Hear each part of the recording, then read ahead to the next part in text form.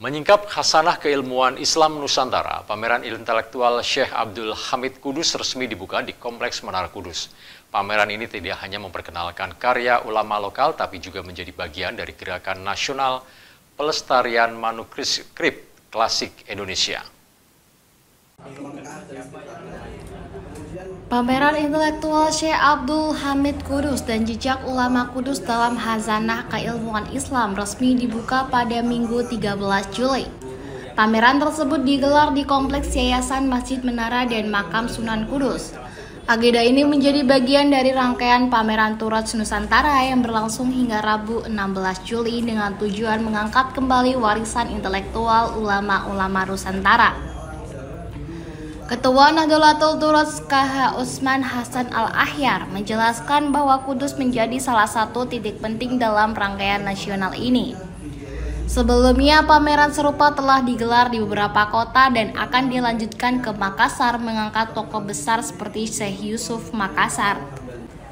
Salah satu tokoh yang diangkat dalam pameran ini adalah Syekh Abdul Hamid Kudus, seorang ulama mutafanin yang dikenal ahli di berbagai bidang keilmuan Islam, khususnya pada tata bahasa Arab.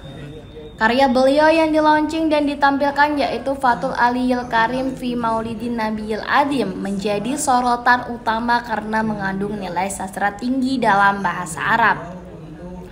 Pameran ini juga menjadi respon atas dorongan para masyayikh setelah peluncuran kitab di bulan Syawal lalu. Usman menyebut setelah Kudus, pameran akan menyasar wilayah-wilayah lain seperti Sumatera, Makassar, Indonesia Timur, dan kota-kota besar lain. Harapannya, generasi muda semakin dekat dengan manuskrip klasik dan tidak merasa minder dengan khazanah keilmuan lokal. Sementara itu, Muhammad Fatan, Ketua YM3SK, mengaku bersyukur Menara Kudus dipilih sebagai lokasi penyelenggaraan. Ia juga menyoroti tren positif meningkatnya minat santri terhadap kitab-kitab kuning terlihat dari banyaknya santri luar daerah yang mondok di sekitar Kauman Menara. Saya gembira sekali dengan diadakannya pameran Turos yang diadakan di Yayasan Masjid Menara dan Makam Sunan Kudus, karena hal itu menjadi momen akan dikumpulkannya pecinta-pecinta Turos kitab kuning yang ada di Kudus dan sekitar. Itu seperti harapan dari ketua yayasan yang terdahulu seperti itu. Tujuan untuk mengangkat tokoh dari Kudus, Pak, Kiai Hamid, dari Asnawi, mungkin ada Mbak Nur Hadi. Sebenarnya kalau tujuan dari mengangkat Turats untuk masyarakat saat ini itu apa, Pak?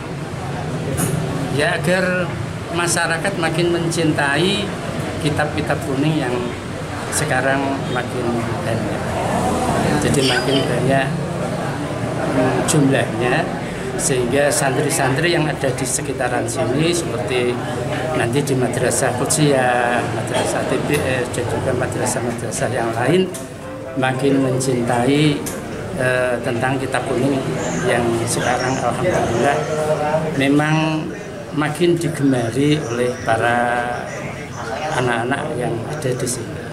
Turut dari karya Kiai Hamid ini di sini apa?